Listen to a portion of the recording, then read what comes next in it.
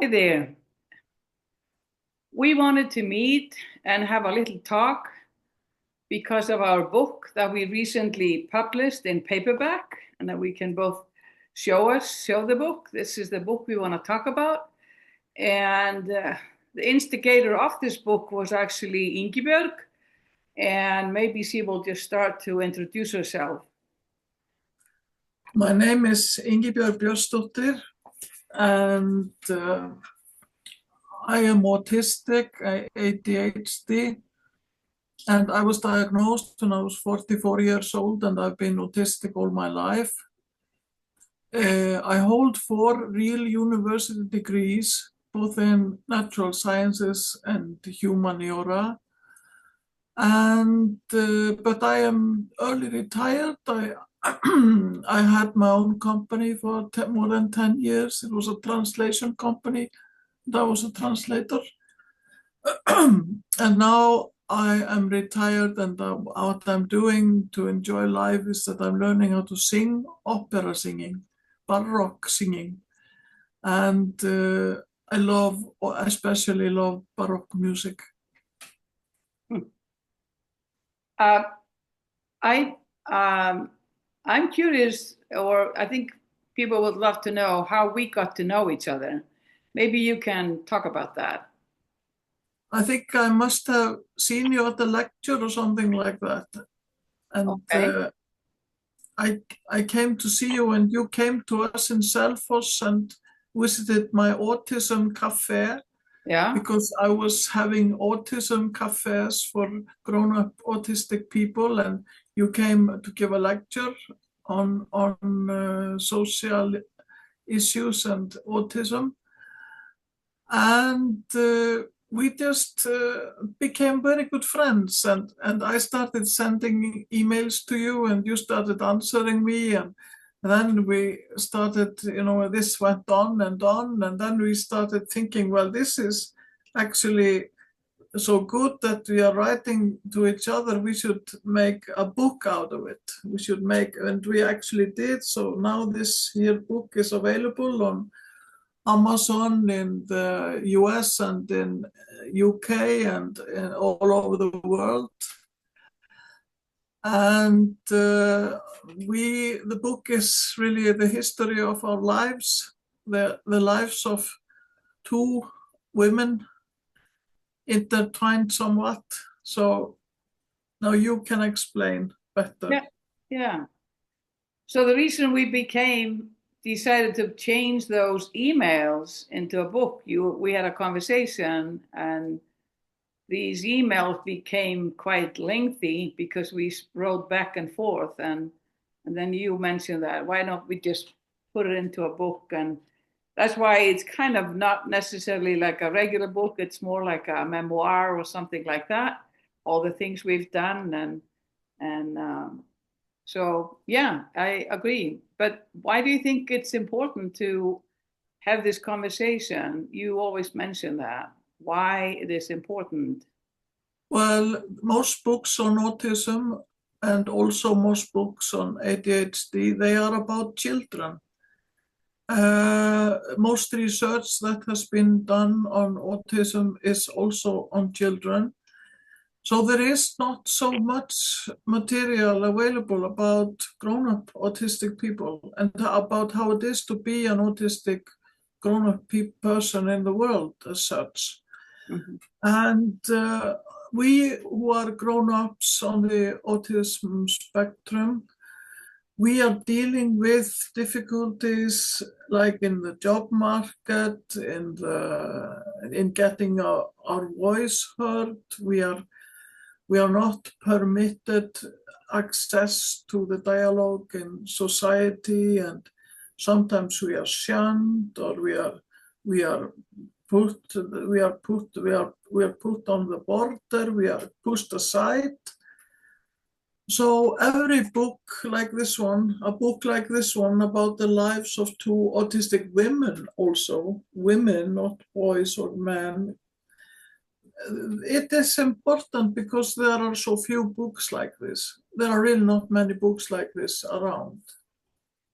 One question, you insisted that we had this title, The Importance of Autistic Leadership. Maybe you can talk briefly Yes, about that because you talk about it in the book. I believe that autism is a prerequisite for boldness, like in the natural sciences and in the humaniora and academia, that autistic individuals that are successful in academia, they can put forth theories that are very novel with new information, and they are not scared of the social consequences. If we take as an example Isaac Newton, Isaac Newton may very well have been autistic.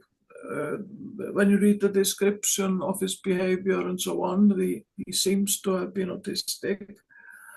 But he put forth his theories about the laws of motion and everything that we know from him. And he was not afraid to put forth his theory. Giordano Bruno, who also wrote his books and put forth his thinking, was burned at the stake in the Middle Ages. But he must have been autistic because he said the truth. He wrote his truth, his understanding of the truth. And autistic people are very honest, and we have to tell the truth. So when an autistic scientist stumbles upon the truth in a given situation, he is obliged, he feels the necessity to voice the truth all around. And he doesn't yield to group pressure. He doesn't yield like Galileo Galilei. He didn't yield to the Catholic Church. And maybe he was autistic. He may have been because he didn't yield to the Pope. He just said, it is said that he retracted some of his statements, but then he is said to have said the earth circles the sun anyway. So yeah, so he was not afraid of opinions, of his own opinions, regardless no. of the consequences. Yeah, another thing I've always admired is all your interest, and you mentioned that several times in our email, of how you thought your ability to read books gave you an opportunity to have better perspective of life. And I often wonder, and I have the question in my head, if any one of your authors you would want to meet today, who would that be? Oh, that would definitely be Count Lev Nikolaevich Tolstoy, who is the best novelist ever. The author of War and Peace. The author of War and Peace and Anna Karenine. And he is author also of The Death of Ivan Ilyich, a superb novella. Yeah. I think he must have been a very interesting person to meet. So you felt like reading his books, it gave you kind of insight into human nature and human, experiences. So you felt Yes. that was helpful. Yes. Yeah. Yes. Because you didn't have that conversation with your parents or your friends, did you? No. No. I just, would choose the book number one. So the book was your friend in a sense. So book yes, books are my friends. Yeah. Well, I think I think the book is interesting because it's more like a memoir, maybe, and that's not necessarily. It's giving thoughts and thinking about the grown-up perspective, and we end the book with talking about simple concept like monotropism and like high interest. And I think, for example, my interest is deep monotropism. I'm studying autism for almost 30 years now, nothing else. And that's more or less all the books that I read nowadays is either books by autistic authors or autism science or research. And unfortunately, there's just too much of wrong information out there about what autism really is. So I'm glad we made this happen. Maybe we can do another one with kind of maybe more in depth of how we can support autistic in the workplaces. Mm. What would be your idea of how we could support people in the workplace? My idea is that the relatives of autistic people, they should help them to create their own businesses, Okay. become independent contractors or something like that. Like I was a translator and I had my own translating bureau for 10 years. Yeah. And before that, I worked in an engineering office for 8 years. And I was quite good there. And many engineers, I could easily converse with them. But the translation company it was only me. I didn't have any staff. It was really just me, but I had a contract with Transperfect Translations in New York, and I got lots of assignments, medical, natural sciences, all kinds of chemistry, medicine, all kinds of jobs. And I did this, it managed to do this for 10 years. So I think autistic people can do things like that. They can translate, they can work with maps, they can work with statistics in computer environment. We are often very good at computers. So there are really many possibilities. You're saying maybe because the focus of the job is highly related to the high interest.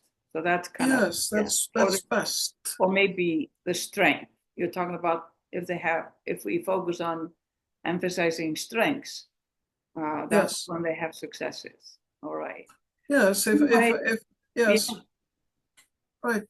So I'm jumping in, but I think this is probably long enough and gives an idea of what this is all about in this book. And we're going to end it by thank you for this conversation. And we're going to stop right now.